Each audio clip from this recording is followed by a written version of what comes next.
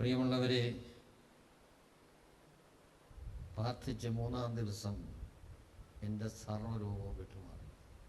നിങ്ങൾ ഒരിക്കലും പറഞ്ഞാൽ പോലും വിശ്വസിക്കാത്ത രീതിയിൽ ആസ്മ വന്നവർക്ക് മാത്രമേ എൻ്റെ പ്രയാസം അറിയാനും. ശ്വാസം എടുക്കാൻ പറ്റുന്നില്ല, ഇങ്ങനെ എപ്പോഴും ഇങ്ങനെ വലിച്ചുകൊണ്ടിരിക്കണം. വീട്ടുകാർക്കും നാട്ടുകാർക്കും എല്ലാം നമ്മളൊരു തീരാശാപം പോലെ കഴിയുന്ന രസം.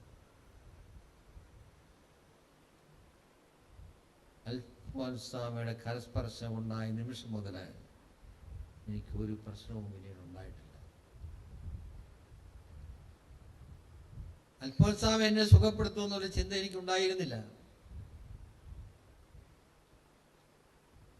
എന്നോട് റക്ഷസനും അച്ഛന്മാരും പറഞ്ഞു, മോനെ ഇത് പരിപാടിയൊക്കെ ഉപേക്ഷിച്ചിട്ട് പോകുന്നതാണ് നല്ലത്. 25 വർഷം മുമ്പാണ് എന്നുള്ള കാര്യം നിങ്ങൾ ഓർക്കണം. ഞാൻ വീട്ടിലേക്ക് എഴുതി. എൻ്റെ ജ്യേഷ്ഠന് എന്നെ കൊണ്ടുപോകാനായിട്ട് വണ്ടിയൊക്കെ ആയിട്ട് വന്നു. പെട്ടിയെല്ലാം അടുക്കി പറക്കി വെച്ചു. പക്ഷെ അന്ന് സുപ്രഭാതത്തില് എനിക്ക് യാതൊരു പ്രശ്നവുമില്ല. അതുവരെ ഏങ്ങനടിച്ച് ശ്വാസം പിടിച്ച് വലിച്ചു വിട്ടുകൊണ്ടിരുന്ന എനിക്കൊരു പ്രശ്നവുമില്ല. പ്രിയമുള്ളവരെ, എനിക്ക് സംഭവിച്ചൊരു കാര്യമാണിത്. പിന്നീട് ഒരിക്കലും എനിക്ക് ആസ്മ ഉണ്ടായിട്ടില്ല. എല്ലാം ഉപേക്ഷിച്ച് പെട്ടി മടക്കി വെച്ച് വീട്ടിലേക്ക് പോകാനിരുന്നു ഞാൻ എല്ലാം തിരിച്ച് ഇതാ സെമിനാരി വീണ്ടും പഠിക്കാനായിട്ട് റക്ഷസിന്റെ അടുത്ത് ചെല്ലുകയാണ്. നമ്മളൊക്കെ അറിയുന്ന ആൾ തന്നെയാണ്. പള്ളിക്ക് അബ്രഹാം പിതാവ് ഇവിടുത്തെ ബിഷപ്പായിരുന്ന ആളാണ്.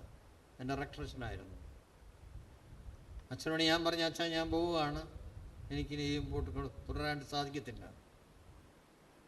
അപ്പനോട് പറഞ്ഞു, മോനെ ശരി, ഒന്നും കൂടെ പ്രാർത്ഥിച്ച് കാര്യമായിട്ട് ഞാനും പ്രാർത്ഥിക്കാം. അന്ന് ഏറ്റവും പ്രസിദ്ധനായ ധ്യാനഗുരു മങ്കുക്കുടി അച്ഛനായിരുന്നു ഞങ്ങളുടെ ആത്മീയ പിതാവ്. അച്ഛൻ്റെ അടുത്ത് ഞാൻ ചെന്ന് പറഞ്ഞു, അച്ഛാ എന്നോട് പറഞ്ഞു, മോനെ പ്രാർത്ഥിക്കാം, ഞാനും പ്രാർത്ഥിക്കാം. നടക്കുന്നില്ല എന്ന് ഒരിക്കൽ മോനെ ഉപേക്ഷിച്ചിട്ട് പോകുന്നതാണ് നല്ലത്. കാരണം ഈ ആസ്മ വെച്ചോണ്ട്, കാരണം നിങ്ങൾക്കൊക്കെ ഈ ആസ്മ വന്നാലേ എൻ്റെ വിഷമം അറിയാനും. ശ്വാസം വിടാൻ പറ്റത്തില്ല, കിടക്കാൻ പറ്റത്തില്ല, ഉറങ്ങാൻ പറ്റത്തില്ല.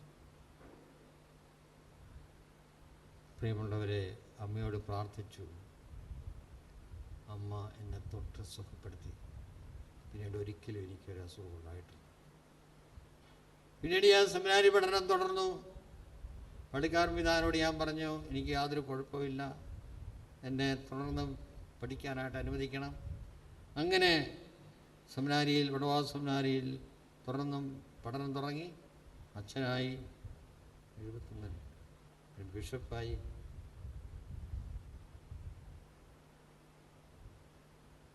അതിശയകരമായിട്ടുള്ള ദൈവത്തിൻ്റെ ഇടപെടൽ നേരിട്ട് അനുഭവിച്ച ഒരു വ്യക്തിയാണ് പ്രിയമുള്ളവരെ ഞാൻ. അതെല്ലാം ഈ അൽഫോൻസാമ വഴി മാത്രമാണ്.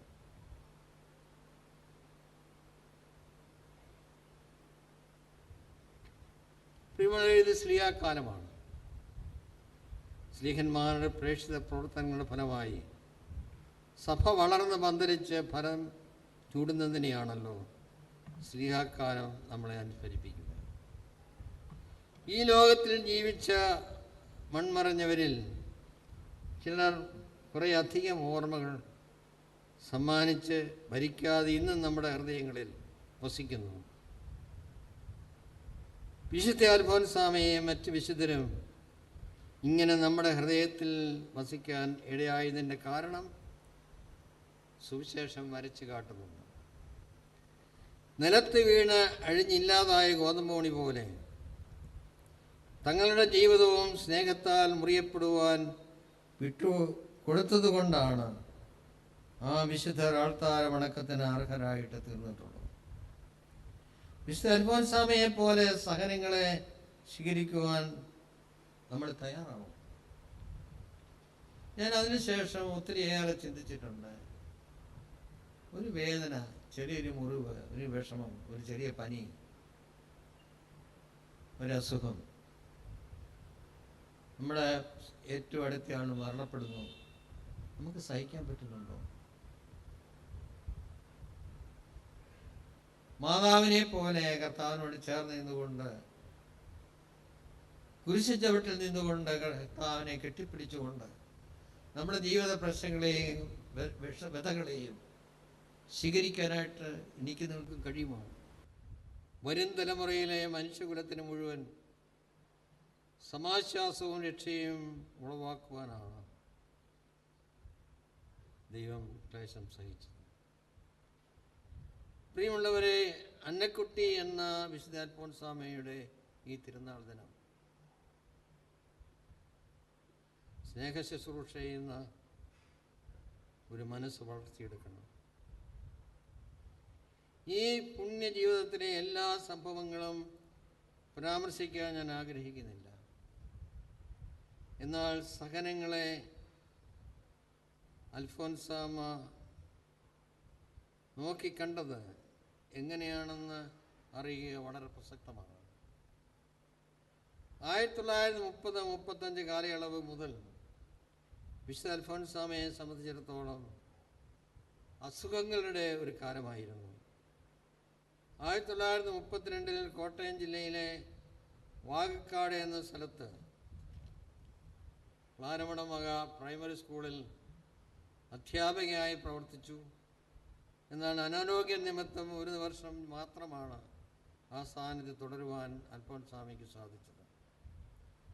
അനാരോഗ്യം കാരണം അവൾ ഒരു സഹ അധ്യാപകയുടെ ചുമതലയും കൂടാതെ ഇടവകയിലെ വേദോപദേശ അധ്യാപകയുമായി പ്രവർത്തിച്ചു.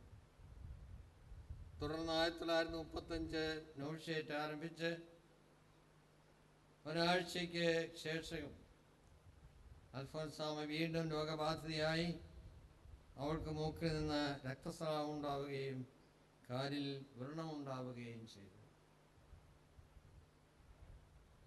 വളരെ ദുരിതപൂർണമായ അവസരത്തിൽ ഇപ്പോൾ കുര്യാക്കോസ് ചവറപിതാവിൻ്റെ മധ്യസ്ഥത്താൽ അത്ഭുതകരമായി സൗഖ്യം തേടി. രോഗപീഠകളിൽ നിന്നും താൽക്കാലികമെങ്കിലും മോചിതയായ അൽഫോൻസാമ്മ 1936 ഓഗസ്റ്റ് 12 വിശുദ്ധ ക്ലാരയുടെ തിരുനാൾ ദിവസം ചങ്ങനാശ്ശേരി മഠത്തിൽ വെച്ച് നിത്യവ്രത വാഗ്ദാനം നടത്തി. ആ സമയം മുതൽ യേശുവിൻ്റെ കുരിശിൻ്റെ ഒരു ഭാഗം തന്നിൽ ഏൽപ്പിക്കപ്പെട്ട ഒരു പ്രതീതിയായിരുന്നു അൽഫോൻസാമ്മയ്ക്കുണ്ടായത്. നമുക്കൊക്കെ രോഗങ്ങൾ സുഖമാകണം, പ്രതിസന്ധികളൊന്നും ഉണ്ടാവരുത്. പക്ഷെ ഒരു വേദനയും ഒരു പ്രതിസന്ധിയും ഒരു വിഷമവും സഹിക്കാൻ ഞാനും നിങ്ങളും തയ്യാറല്ല. അതിന് എന്ത് കാര്യങ്ങൾ നമ്മൾ ചെയ്യാനായിട്ട് തയ്യാറായി വരും? കർത്താവിനോട് ചേർന്ന് കർത്താവിന് കുരിശ് വഹിക്കാൻ ഞാനും നിങ്ങളും തയ്യാറാണോ? അൽഫോൻസാമ്മ ചെയ്തത് അതാണ്. കർത്താവിൻ്റെ കുരിശ്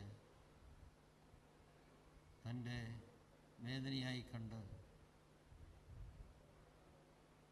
പിറുപിറുപ്പ് കൂടാതെ കർത്താവിൽ ശരണപ്പെട്ടുകൊണ്ട് മാതാവിനോട് ചേർന്ന് സഹിക്കാൻ തയ്യാറായ വലിയൊരു വ്യക്തിത്വത്തിൻ്റെ ഉടമ. അതാണ് പ്രിയമുള്ളവരെ നമ്മുടെ അൽഫോൻസാമ്മ. 1945 വിശുദ്ധയ്ക്ക് അതികരസ്ഥയായ അസുഖം പിടിപെട്ടു. അമ്മയുടെ ശരീരത്തെ കീഴടക്കിയ നാനാവിധ രോഗങ്ങൾ അവരുടെ അന്ത്യനിമിഷങ്ങൾ ദുരിതപൂർണമാക്കി. ആമാശയ വീക്കവും ഉദര സംബന്ധമായ അസുഖങ്ങളും കാരണം വിശുദ്ധ ഒരു ദിവസം തന്നെ 40 പ്രാവശ്യത്തോളം ഛർദ്ദിക്കുമായിരുന്നു എന്നാണ് പറയുക. ഞാൻ അമ്മയെക്കുറിച്ച് ശരിക്കും പഠിച്ചു പ്രിയമുള്ളവരെ. കാരണം എന്നെ രക്ഷപ്പെടുത്തിയത് അമ്മയാണ്. ഞാനിന്ന് ഈ സ്ഥിതിയിലായിരിക്കുന്നത് അമ്മ കാരണം മാത്രമാണ്.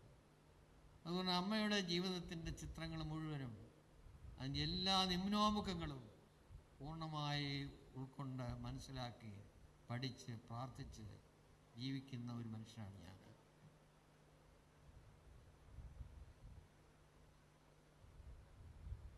രോഗാവസ്ഥയുടെ പാരമ്യതയിൽ 1946 ജൂലൈ 28 ഭരണങ്ങാനം മഠത്തിൽ വെച്ച്, ഈ സ്ഥലത്ത് വെച്ചാണ് പ്രിയമുള്ളവരെ അൽഫോൻസാമ കർത്താവിൽ അന്ത്യനിദ്ര പ്രാപിച്ചത്. 1953 ദേവദാസിയായും 1984 ധന്യപദവിയിലേക്കും നമ്മുടെ പ്രിയമുള്ള അൽഫോൻസാമ ഉയർത്തപ്പെട്ടു. 40 വർഷങ്ങൾക്ക് ശേഷം 1986 അൽഫോൻസാമയെ ജോൺ പോൾ II പാപ്പ വാഴ്ത്തപ്പെട്ടവളായി പ്രഖ്യാപിച്ചു. 2008 ബെനഡിക്ട് 16 പാപ്പ അൽഫോൻസാമയെ വിശുദ്ധിയായിട്ട് പ്രഖ്യാപിച്ചു. എനിക്ക് ഏറ്റവും സ്നേഹമുള്ള സഹോദരി സഹോദരന്മാരെ, തൻ്റെ എല്ലാ രോഗങ്ങൾക്കും വേദനകൾക്കും ഇടയിൽ ആനന്ദത്തോടെ ജീവിച്ച ഒരു വ്യക്തിത്വമാണ് നമ്മുടെ പ്രിയമുള്ള വിശുദ്ധ അൽഫോൻസാമയ്ക്ക്. വേദനയും പ്രയാസം ഉണ്ടാകുമ്പം നമ്മുടെയൊക്കെ മുഖം കാണുമ്പോൾ അറിയാം. എനിക്കറിയത്തില്ല, ഒരു സൗന്ദര്യവും ഇല്ല, ആകെപ്പാടെ എല്ലാവരെയും ദേഷിച്ച് എല്ലാവർക്കും എതിരായിട്ട് പരാതി പറഞ്ഞ് ദേഷ്യത്തോടു കൂടിയിരിക്കുന്ന മുഖഭാവം, അതാണ് എൻ്റെയും നിങ്ങളുടെയും മുഖഭാവം. വേദനയും പ്രയാസവും ബുദ്ധിമുട്ടുകളൊക്കെ വരുമ്പോൾ നമ്മുടെയൊക്കെ ജീവിതത്തിലെ പ്രശ്നങ്ങളും വിഷമതകളുമൊക്കെ, വേദനയും പ്രയാസവും ബുദ്ധിമുട്ടുകളൊക്കെ എല്ലാവർക്കും എതിരായിട്ട് പരാതി പറഞ്ഞ് ദേഷ്യത്തോടു കൂടിയിരിക്കുന്ന മുഖഭാവം, അതാണ് എൻ്റെയും നിങ്ങളുടെയും മുഖഭാവം. വേദനയും പ്രയാസവും ബുദ്ധിമുട്ടുകളൊക്കെ വരുമ്പോൾ നമ്മുടെയൊക്കെ ജീവിതത്തിലെ പ്രശ്നങ്ങളും വിഷമതകളുമൊക്കെ വരാനിരിക്കുന്ന ജനതയ്ക്കുള്ള സമാശ്വാസത്തിനും രക്ഷയ്ക്കും ഇടയാകാൻ വേണ്ടി നമ്മളെ തന്നെ സമർപ്പിക്കണം.